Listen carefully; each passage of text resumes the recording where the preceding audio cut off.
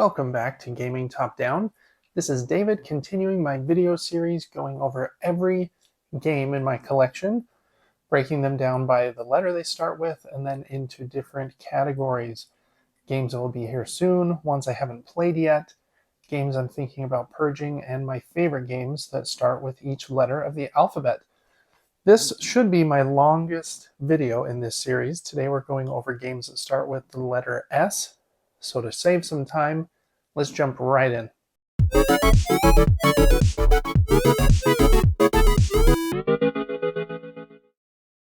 Okay, first up I have one upcoming game that starts with the letter S, and that is Sovereign Fall of Wormwood.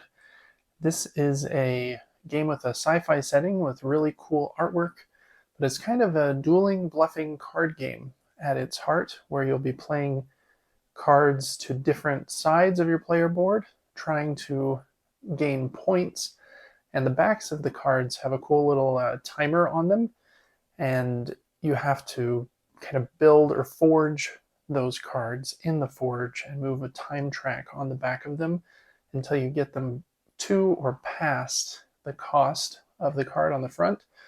And so you might kind of overcharge a card to kind of bluff against your opponents that the card that you're building is not a point card that they might want to steal from you, and it might be a unit instead that they would have to fight. So a bit of mind games that you can play with your opponent as well. I think the artwork looks really cool. They commissioned artwork from like 30 different artists. So I don't know, I thought I would take a shot at it. I like dueling card games like this. This one can be played with, I think, 2 to 4 players. I imagine it would be best at 2, but maybe not. Maybe it will be a good dueling game at those other player counts. So I am excited to try that one. That is Sovereign Fall of Wormwood. Okay, for games I haven't been able to play yet, I have quite a list, and we're going to start with a couple certified bangers, if the internet is to be believed. First up is a little card game called Scout. This is from Oink Games. They have a bunch of games that come in a similar sized box. And this is a card game.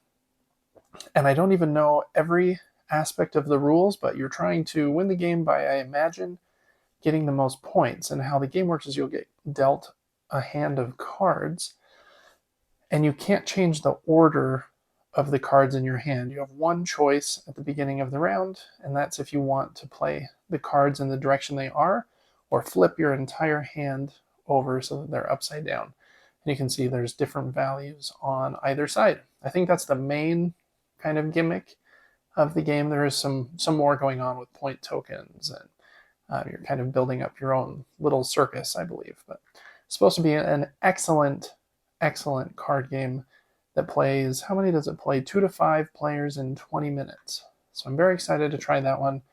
I've got it sleeved and everything in this box, just waiting to be played. Just haven't been able to yet.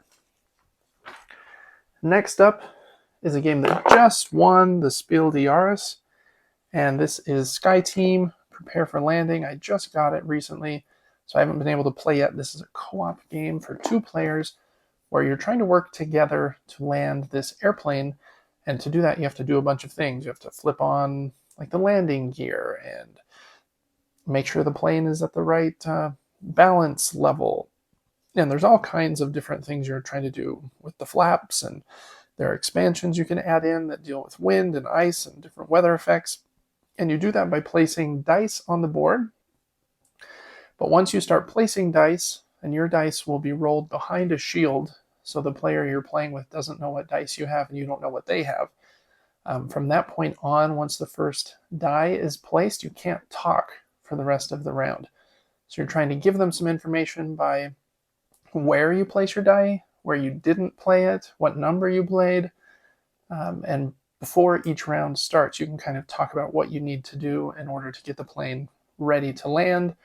You've also got to make sure you're clear of like other aircraft. So a lot going on kind of in this 2-player co-op game, but it has been a huge hit. I'm excited to play it with my wife and with my brother Devin on our Super Game Brothers channel. So anyways, that is Sky Team Prepare for Landing. Very excited to play that one. Okay, next up are 2 games that are still in the shrink wrap. I am not sure if I'm going to be keeping them or if they are going to be parting ways with me, but I haven't played either one. First is a pretty simple game called Snow Time that has kind of cool art, kind of focused towards children, I believe. And I don't even fully know how to play this game, but I think you're throwing snowballs at each other in kind of a snowball fight and moving up this tree, trying to get the most points by playing cards. I think there's a little bit of take that in it, but kind of in a friendly snowball fight manner, not too mean. So it's supposed to be a good game for 10 and up, I think it says on the side of the board, or side of the box, excuse me. That is Snow Time.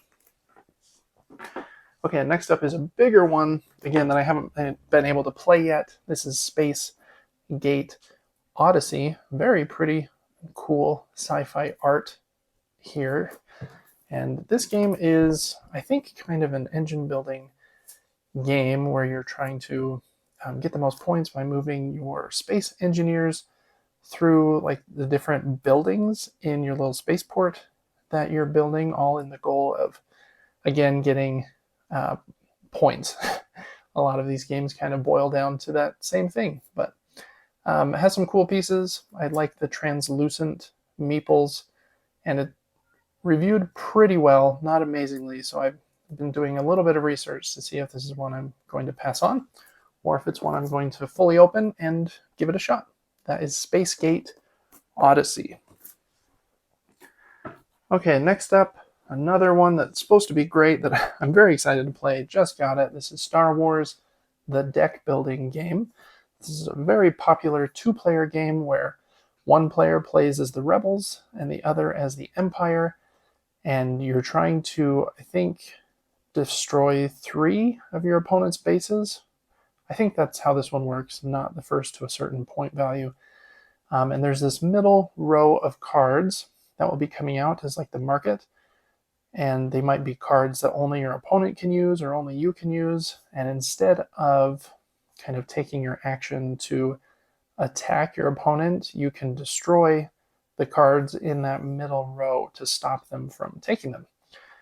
So a little unique in that way. The Star Wars theme, I imagine, helps a bit here, but I think it has had a lot of buzz and is supposed to be a very solid game. So I am excited to play Star Wars, the deck building game. Next up is another kind of classic that I haven't had the chance to try yet. This is Skull, which is very much a bluffing game with almost nothing else kind of even built around those bones. You're just trying to be the last person left with your flower tokens, I believe, and trying to trick the other players into losing theirs. Kind of a beloved bluffing game. They can be very hit or miss for me based on the group you play them with, but this is kind of pure bluffing, and so if I'm going to like a bluffing game, I think this is one that could maybe win me over to that genre. We will see. Okay, next up is a game that I bought solely for the property associated with it. This is Sweet Existence, the Strange Planet card game. I really like this kind of silly Strange Planet online comic that this guy Nathan Pyle created. Very funny kind of humor of these aliens trying to understand human life. I don't even know how the game plays. I got it as a gift because a friend knew that I liked this comic series. But I think it's a pretty simple kind of party game where you're trying to get the most cookies to win.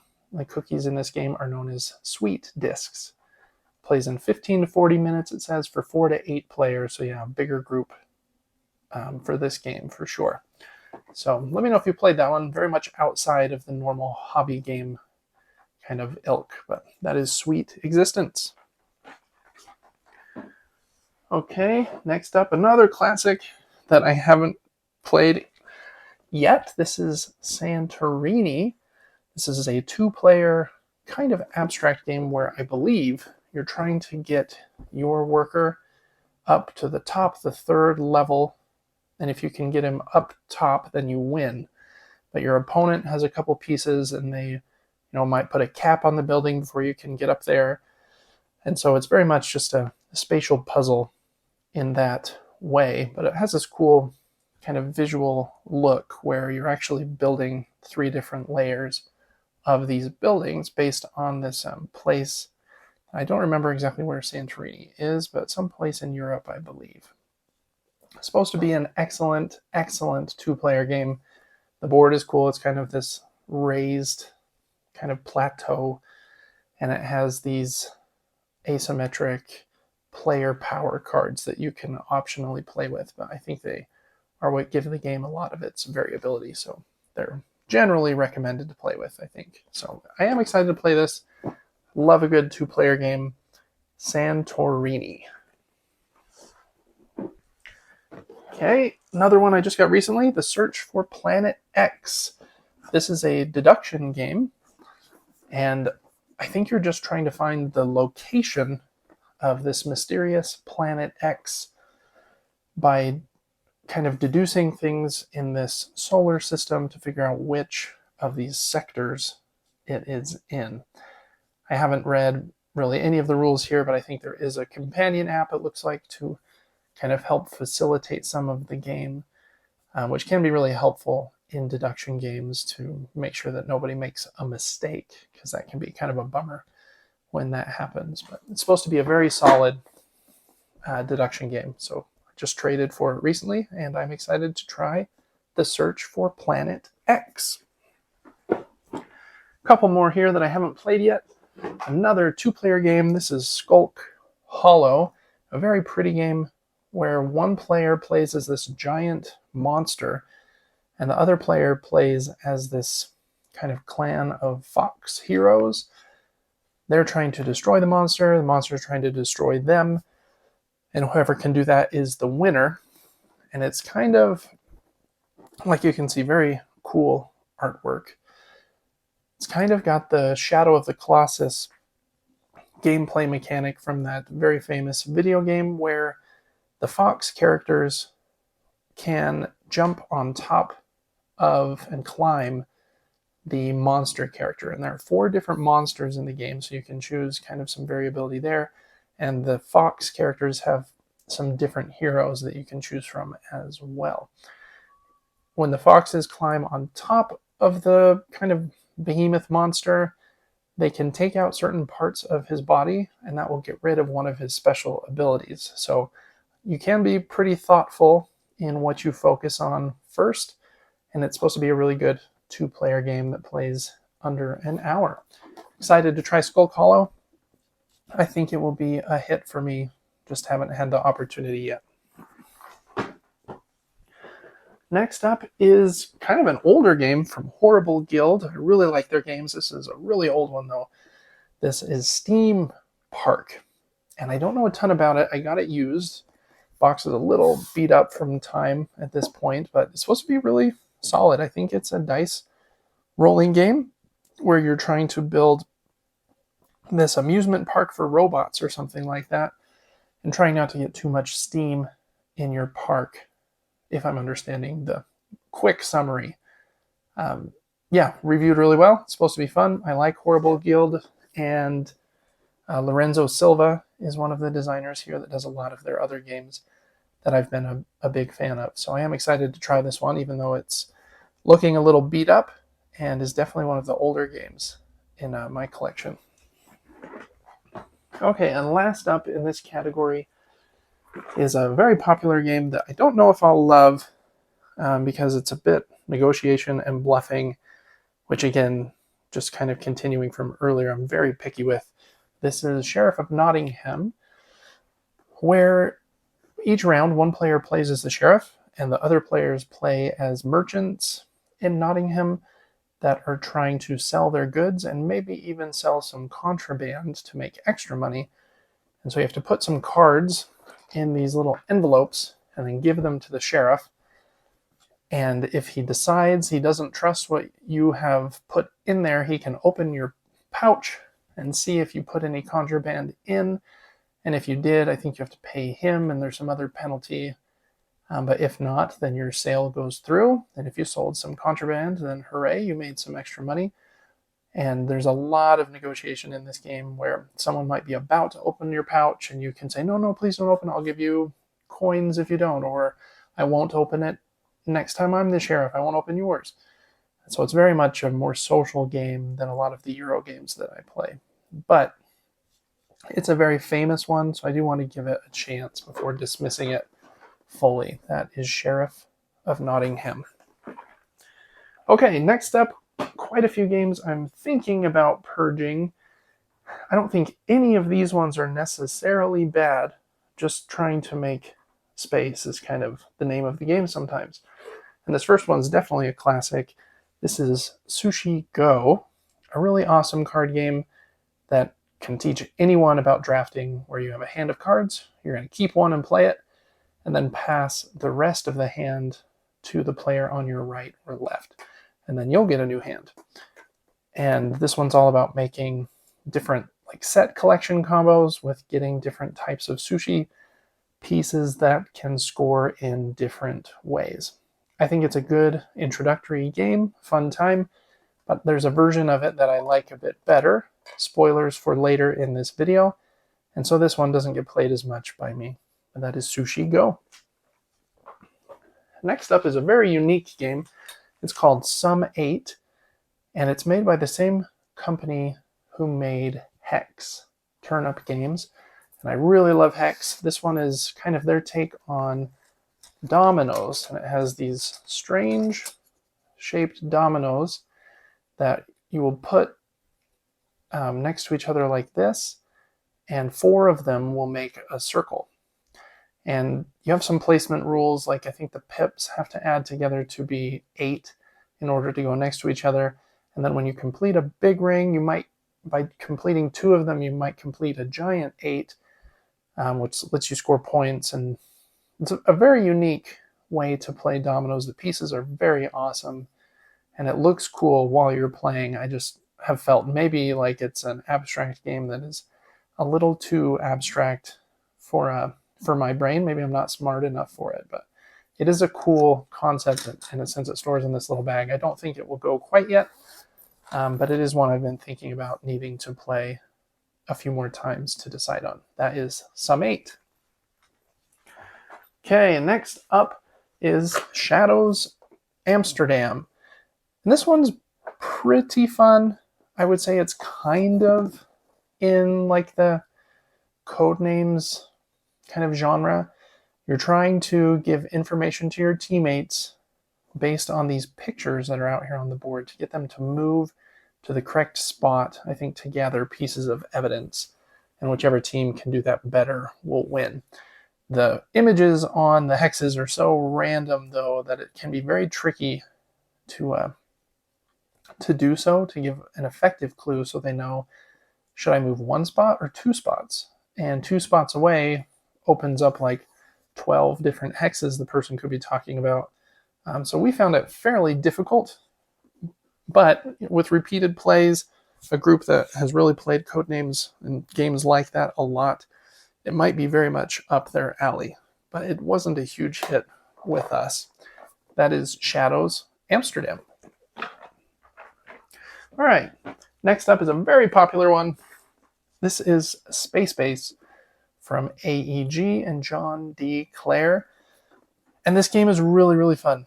You roll some dice, and based on the dice that are rolled, you can activate some ships in your fleet. Kind of the portion of Catan that is really fun, where you roll the dice and then that hex produces whatever resources there.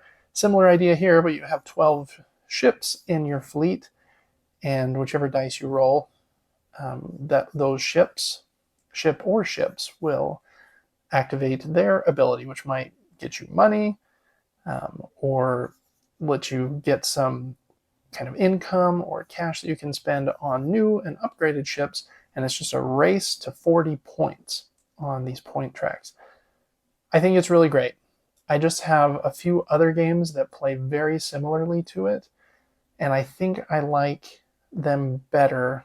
For example, Dice Forge with the Rebellion expansion, I think is more fun, maybe a little bit longer than the 45 minutes to an hour that Space Base takes. But so if you're looking for something that has that portion of Catan with the dice rolling and really trying to focus on the distribution of how often those numbers are rolled, and you can really focus on the 12 and the 1 and get like some crazy ships out there. And if they're rolled a few times, there's even one where if you roll a 12, I think 3 times after that ship has been built, you just automatically win, because it's very unlikely. But then there's some other, just putting ships at your 6, 7, and 8 is a lot safer because it's just going to get rolled so much more often. So the playing with the distribution there is the fun part for sure. Really solid game. Just a little competition for this genre on my shelf. That is Space Base. All right, next up is a re-implementation of a game that I think was called Flip Ships before. And this is a version tied to an IP. This is Space Invaders. And this is a dexterity game, and it's a co-op game where you play as a different ship. And I think each player has their own player ship card that lets you do something special. But basically, you'll be loading this little launcher with a little cardboard token and then aiming it and smacking the side to launch it with the goal of having it land on the different aliens up here to remove them from the board, because at the end of each round they will shift down just like in the game, and if they get to the bottom, then the Earth takes damage and you need to deal enough damage to the mothership and destroy all of the alien cards before they do too much damage to the Earth. It's a very fun time to flip that kind of fun launcher. A little tricky to get good at for sure, but this is one where you just kind of are laughing, having fun, launching the discs together.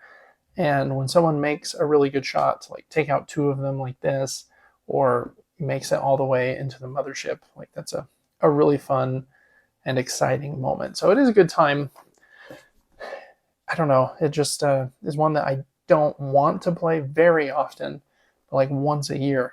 It's a fun activity for half an hour. So that is Space Invaders. Okay, next up is a very pretty game called Saikatsu. And this game, you are putting out bird tokens, and then they go in these lines that there's 3 different kind of colors: blue, green, and pink. I think this game it says 1 to 4, but I think it's best at 3, because each player has their own kind of pagoda that they're supposed to sit behind. And then as these birds get put out, the ring of flowers on their tile around them is important. The bird color is important. And at the end of the round, you look from your pagoda that direction to score, whereas the pink player would look this direction to score. And whatever tiles are in a line for them are going to score them. So it says here, it's all a matter of perspective. So you're trying to think about what the board looks like from their angle, so that when you're placing things out, you want to get as many points as you can for yourself, but not give them too many. It is a pretty fun and short game. It just didn't wow me in a big way. Might be worth another shot or 2 here. I think I've only played it at 2, which is probably why, because I really think that with the 3 distinct colors here, that 3 is the best player count for this one. That is Saikatsu. And last up in this category is one that we won't actually get rid of because my wife loves it so much, but I am terrible at it. And so I'm not usually a big fan, but it is a fun activity every once in a while. That is Scattergories, kind of a classic game where you roll a die that has a bunch of letters on it, and then that letter is the letter for the round, and then you pick a list with different, kind of categories on it, and you have to come up with a good answer for that category that starts with the letter of the die, and you only have a minute to fill in all 12. The twist here is that if you give the same answer as someone else, they will both cancel out and neither player will get points, so you're trying to come up with a unique answer that starts with that letter. My wife is incredibly good at this. We play a variant where we allow each person to fill out 3 answers for each of the 12. So you're trying to get 36 answers in that like minute and a half or whatever that timer is. And she can almost fill that thing, which is nuts. So I just get destroyed in this game. My brain isn't fast enough, I don't think, for a game like this, but has some nostalgia after playing it with family for many, many years. So it will probably stay in the collection, just probably in a laundry closet and not on my Calyx shelf. Okay, that is all the games that I'm thinking about purging. I have quite a few favorites that start with the letter S, so let's jump into those. First is a 2-player game. This is Sobek, 2 players. I also have the expansion in here as well. And this is a very simple 2-player game. You're trying to get points shown by these gold scarabs by getting sets of these different types of tiles. But the way that you take them is unique. There's this pawn out on the board, and you can only take one that is in the line of the pawn's arms. So in this scenario, I could take one of these 3, and then whichever one I take, it has 2 corners darkened, and so then the pawn will be turned to face that direction. In this case, it would be diagonal, so then the next player can only take one out of that diagonal. And so you're trying to choose what you want, but then leave the Ankh pawn in a direction that would make it hard for your opponent to get what they want. There's a little bit more going on with some of these tiles on the side you can get, and some negative tiles and some positive tiles in a bag. But that's the main shtick of the game, is figuring out this puzzle to get what you want and leave the pawn in a spot that your opponent won't like. Small box 2-player game. It's a really fun one, designed by 2 masters, in my opinion. Sebastian Puchon and Bruno Cathala. Really good one. Next up is a trickier 2-player abstract game, but I think it's very elegant and cool once you kind of can figure out the weird movement. This is Shobu, and in this game you have 2 boards on your side of the rope, and your opponent has 2 boards on their side of the rope. And what you do is on one of your boards, you move one of your rocks, and then on the board of the other color, and I think it has to be the one across the rope as well, you move a rock the exact same way. The first movement can't move any rocks, but if the second movement were to push a rock of your opponent's off the board, that's how you win. You have to get all 4 of your opponent's rocks from any of the boards. So you have to pay attention to all 4 of these boards. You only have 16 of your own rocks that you're paying attention to. But yeah, it's a tricky puzzle to figure out the first few times you play, because it's not as simple as something like, checkers, or even like when you first learn chess, even though if you don't know deep strategy, it's pretty simple. The queen moves diagonal, the knight kind of moves in that L shape. This is, I have to move in the exact same way on the opposite color board. The first one can't move a different stone with its movement, but the other board can. So it's a little tricky to figure out, but a very cool looking game. Since it's real rocks in the box, you could probably just leave this on a coffee table and it would look great. And I do think there are some cool puzzle design elements in this game too. That is Shobu. Okay, next up is a pretty new one that I really liked. I've played this one on the channel, so if you want to check that out, you can. I also have a review for it on the channel. This is Sand from Devere. This is a pretty kind of medium-heavy pick up and deliver game, where you're trying to be the best merchant out on these sand dunes. The game has really pretty art, but you kind of forget about it once you start moving around the dunes here, just trying to pay attention to the different types of goods that you need to get. And I like this game because it's difficult to do almost anything in the game. You have to manage your silkworm's thirst, hunger, and health, and all of those go down whenever you move. And so movement's tricky, which makes, a pick up and deliver game tricky if movement is one of the bottlenecks. You can upgrade your silkworm a couple different ways, so that helps. So movement gets a little bit easier later in the game. I think my favorite part of this game is I'm a data analyst, so I have a spreadsheet kind of mind. You keep track of everything you've sold here in this record of goods sold on the right. And every time you sell something, it gets slotted in this double layered board, and there's some reward that you'll cover up. It has a tricky action selection system where you're moving these action tokens in order to activate the die of the same color. But if you're carrying any goods on your silkworm, they go in these slots and block your actions. So like I said, it's a tricky game all about dealing with the restrictions of movement. And if you're carrying a lot of stuff, you're going to be taking fewer actions on your turn. And carrying a blue good makes it so your blue action piece can't be used. So lots of restrictions, but how can you work around those to make as much money as you can selling goods in the desert? I really like Sand. This is the first pick up and deliver game that I have really enjoyed. So that is Sand.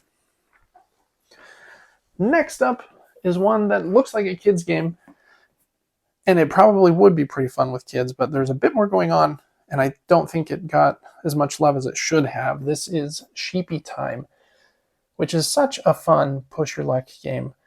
We have a couple friends who come over and play games with us very often, and this is by far their favorite game.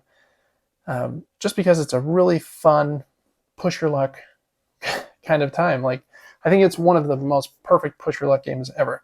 You are these little sheep trying to go 10 spaces to hop over this fence as many times as you can, kind of symbolizing, counting sheep when someone is asleep. But there is one nightmare on the board, and if it touches you twice or crosses the fence before you call it a night and stop pushing your luck, then you're out of the round and kind of lose everything that you've been working for. So it has a really cool system of the board gets these outside pieces slotted in that become like bonus actions that you can do when you land there.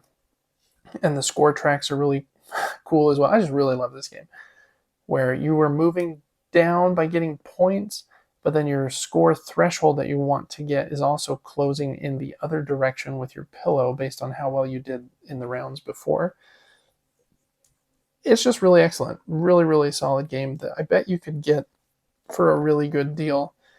And I know you can, because I've seen the deals for this game from time to time. So definitely check out Sheepy Time if you have a chance to play it.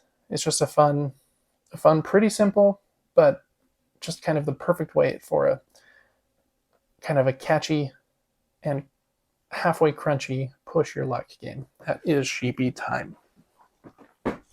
Okay, next up is a big game in a big box.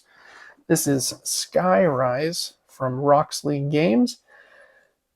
And this is a fun one, very pretty artwork. This is an auction game at heart, and you are placing out these buildings in each auction. They'll go upside down with some number on the bottom to determine like how strong they are in the auction. And whoever starts the auction can start it next to a different building or next to the center island. And then the bid kind of snakes from there, where the next person can decide if they want to outbid the person before them. But if they do, they have to place one of their buildings on a spot adjacent to that. So the auction might start in one spot, but then kind of snake around the board and end somewhere else.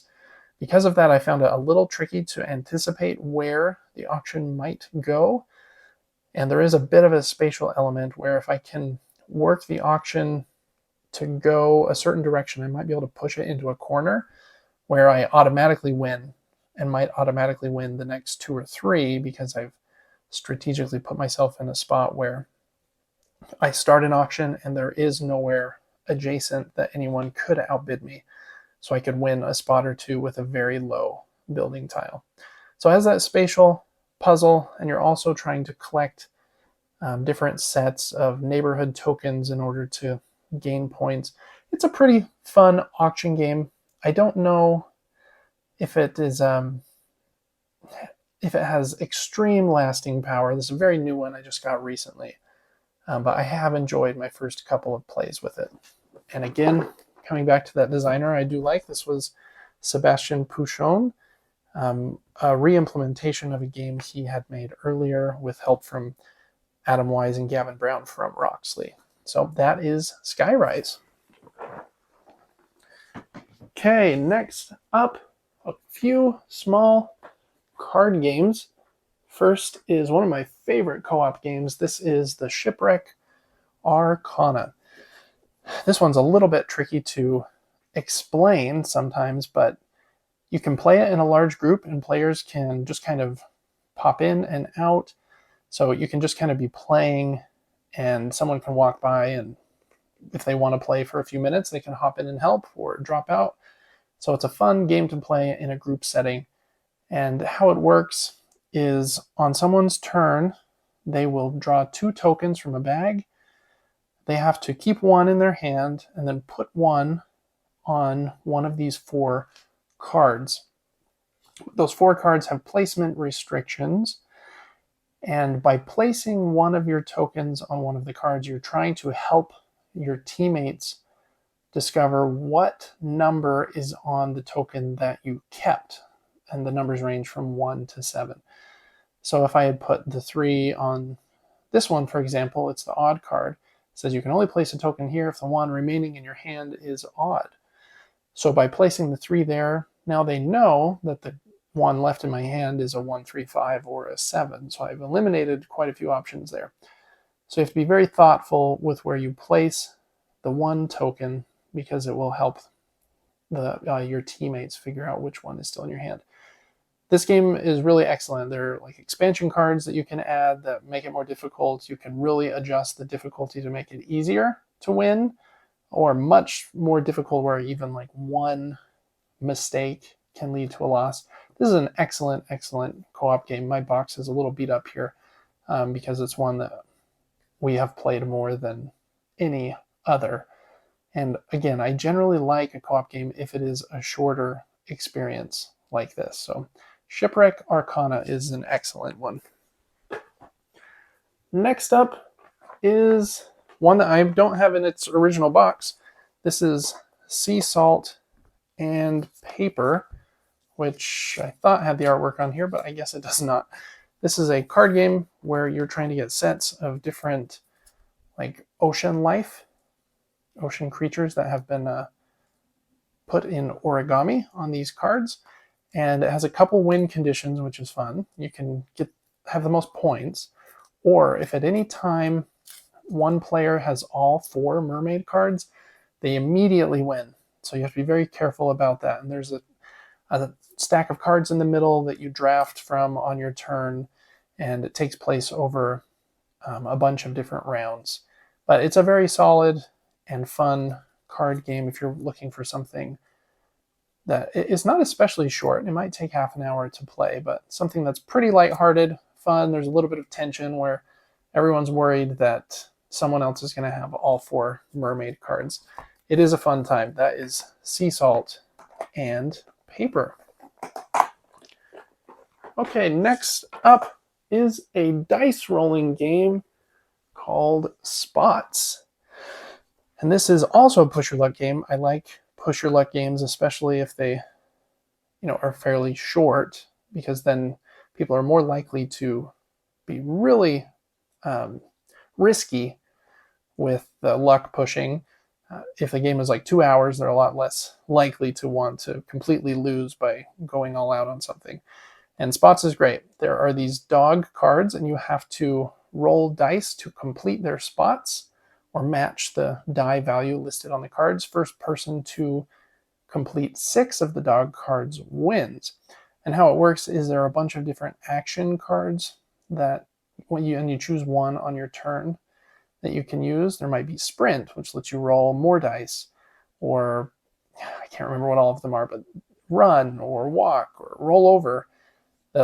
Some of them let you clear the dice out of your doghouse, which is very helpful because if the total value of all of the dice in your doghouse, which are the dice you can't place anywhere because they don't fit on one of your dogs, is greater than 7, I believe, then you bust. And any dog that wasn't finished, I think you have to lose all the dice from it. So it's a very fun, kind of simple, light-hearted dice game with some funny artwork of all of these dogs. And everyone laughs and has a good time trying to be the fastest to complete their dogs. So Spots is a really fun one. Okay, next up is a solo game from the same publisher that does the Oniverse series. This is Skoventur. This is a game based on Danish folklore where you play as this badger who is trying to kind of cleanse the forest, I believe, while avoiding this character called Gamle Erik, who is kind of the devil character.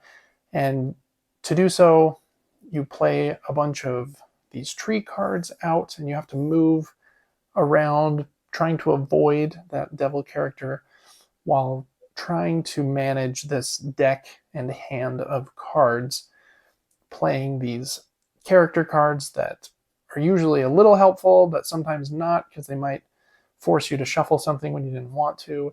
It's a pretty clever solo game. It's pretty tricky, in my opinion, but the artwork is excellent by Vincent Dutray.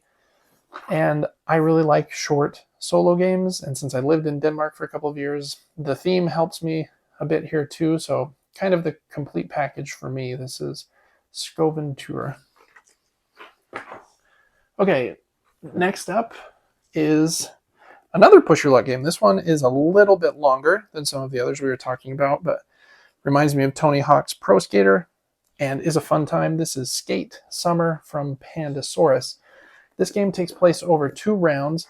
In the first round, you're trying to make the coolest trick by rolling some dice and playing a card to either the left or the right side of your skateboard. And then depending on which side you put it on and the dice that are rolled, it will bump your balance a certain number of values. So you're trying to keep your balance centered so you don't crash your trick. If you ever hit the edge of the balance track here, then you do crash and you have to lose one of your cards. And so that's the push your luck element there, is how far can I push and not lose my balance, because with I think every turn an additional die comes out that will move that meter even farther. So there's that part of the game, and then you use those cards to skate through the town, kind of gathering those skater letters,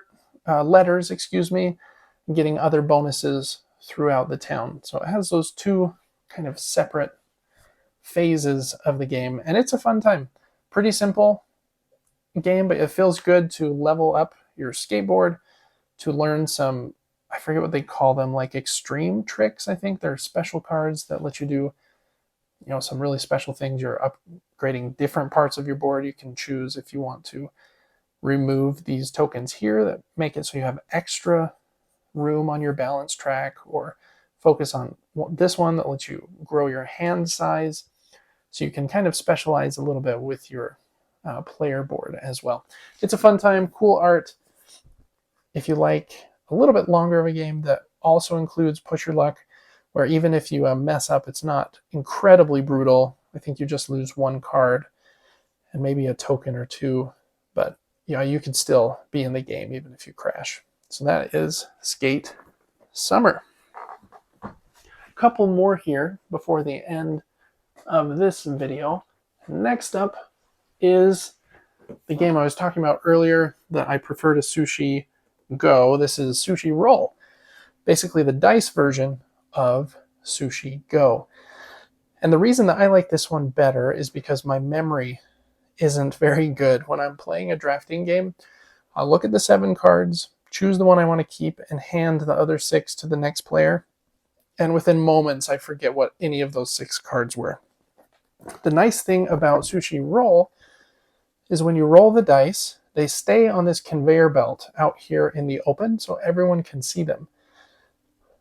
Between each turn, that conveyor belt rotates to the next player, and then they roll those dice again. So you don't know exactly which side of the dice is going to be shown when they get to you because you have to re-roll them, but you know what color of dice are coming, which helps a lot because the different dice have different distribution of icons. So I like that kind of more public information. I don't have to be as as memory focused. I don't have to focus on memorization as much. So I prefer this one to Sushi Roll, or Sushi Go, excuse me. They're both great games, but if you like dice, and these are very big, fun dice to roll, then Sushi Roll might be for you. Okay, next up is a big game that I think works really well at 5 players. This is Smartphone Inc. I also have the expansion in here as well. This is a really fun kind of economic game with a little bit of a spatial puzzle element where you're trying to sell the most smartphones or make the most money as a company selling smartphones. How you do that is on every turn you have these 2 little iPad pads shown here, and you have to overlap them in some way, and they're double-sided, and whichever icons are still visible after you have lapped them or overlapped them like that, you get to use those actions later in the round. And the more you overlap, the more phones you produce as well. So you're incentivized to overlap a lot, but you want as many icons showing as possible, so you don't want to. So there's a bit of a balance there. And then this game really excels in that a lot of it takes place simultaneously. So every player is doing that behind their screens, and then most of the 8 phases of each round are done simultaneously, which is really nice. So the game moves by pretty quickly. There's also a solo mode, and like I mentioned, it's an expansion that adds different options and different phone upgrades that you can get. But this is kind of an area control game where you are trying to have kind of a presence in different countries around the world to sell phones to those customers. And you have to set your price at the beginning of the round. Whoever is lower in price is first in turn order, so they might be able to sell to every customer in that city and totally wipe out your opportunity to sell. So you don't want to price yourself too high for sure. Yeah, it's a very fun game. It's not like incredibly difficult, but has just enough of that like economic flair of trying to make the most money that it's always been a hit whenever we've played it. Really good for a slightly larger group, and it does stay pretty close to that 90 minutes even with 5. So really like Smartphone Inc. Okay, and last up is a very famous game, probably the heaviest box that I have on my shelf. This is Spirit Island. This is a heavy box because I have shoved a lot of stuff in here. I have the Branch and Claw and Jagged Earth expansions in here as well. This is a co-op game that you can play solo or with up to 4 players, where you play as different spirits that are trying to kind of push back these colonizers from this island to protect the native people there and make sure that that the land isn't taken over by them. And how it plays is very unique. Each player gets their own very asymmetric like player spirit, and they all play very differently, and the combination of how they play together is also very different. There's different these tiles kind of go together for different player sizes, so the map is always a different size, and you have a bunch of cards that can do slow and fast actions. Your fast actions are more expensive and will go before the colonists expand and move. But then your slow actions are generally better, but you have to wait until after they've performed their actions. You're trying to protect these native people whose name I have forgotten, the Dahan, I believe, actually. So it looks really cool. It's a very tricky and tough game, in my opinion, at least to win. I think I haven't figured out perfectly the puzzle element of, okay, do I focus on taking down that settlement, or do I just destroy a single colonist here so that he won't expand?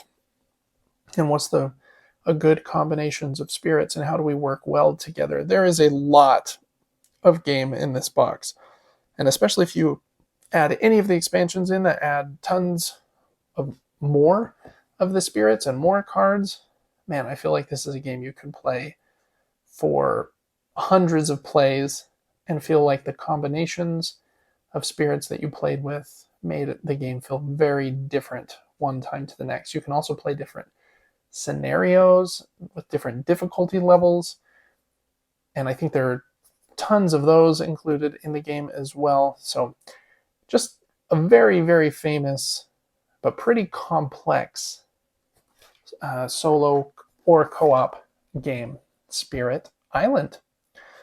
All right, that was a long video.